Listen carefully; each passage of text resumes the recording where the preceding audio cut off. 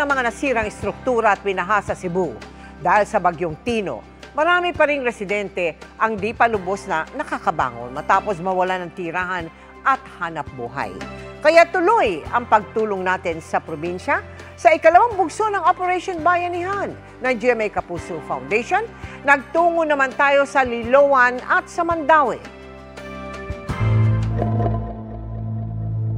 Isang buwan nang nakalipas matapos manalasa ng bagyong Tino. Pero bakas pa rin ang bigat ng pinsalang iniwan nito sa Liloan sa Cebu.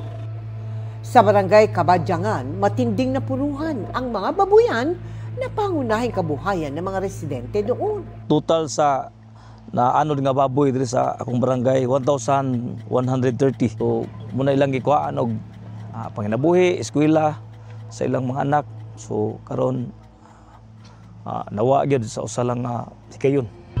Si Shera, 19 na alagang baboy ang inanod ng rumaragasang baha. Sinubukan niyang ilikas yung mga baboy kaya lang hindi kinaya, inabot pa rin ng tubig.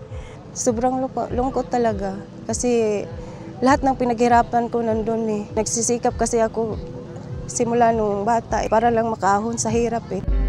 Hindi rin nakaligtas sa kanilang bahay at tindahan. Pati na ang naipundar na sasakyan na gamit nila sa hanap buhay. Wala nang natira. Yun. Naubos na lahat. Pasalamat ako talaga na safe kaming lahat. Yung buhay kasi yung pinaka-importante.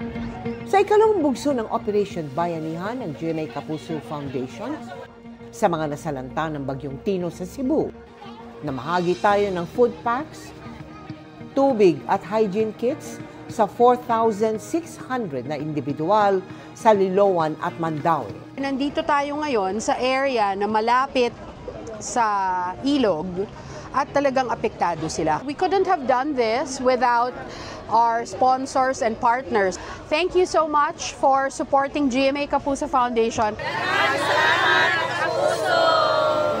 At sa mga nais makiisa sa aming mga projects, maaari po kayong magdeposito sa aming bank account o magpadala sa Cebuana Luwalier.